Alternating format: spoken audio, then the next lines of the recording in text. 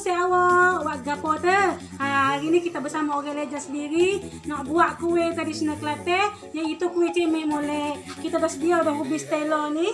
Ubi stella ni awak tengok kita dah rebus dah dengan garam sikit, lepas tu kita biarkan dia sejuk.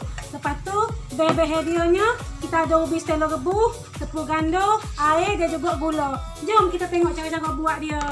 Mula-mula sekali mak saya dia buih dulu kulit ubi stella ni, kiki-kiki buih. Lepas tu kemudian dia akan lenyek ke bagi hancur. Okey, awak kita lenyek dulu bagi hancur. Kemudian baru kita boleh buh tepung gandum. Masuk ke tepung gandum, buh sikit-sikit bagi dia sebati. Lepas tu gaul dia bagi dia sebati dengan ubi. Mak saya kata tepung gandum ni tak boleh sikit daripada ubi. Nanti dia jadi pecah, air gula ni dia akan tubik. Jadi tepung gandum ni kena sama banyak dengan ubi.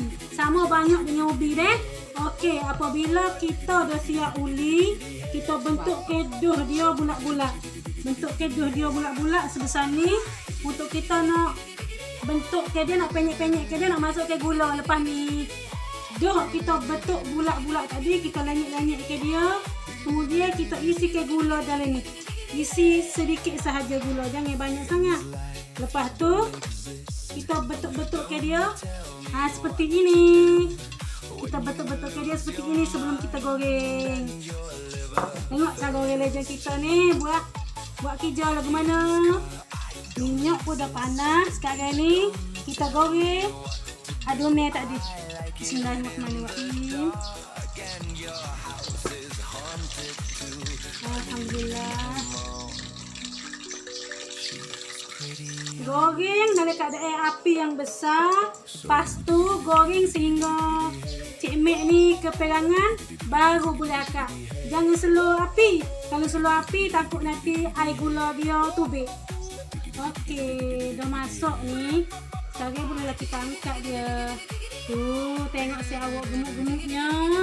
Sedap ni. Tengok tu si awak. Sedapnya tengok. Tapi saya panas. Boleh makan lagi.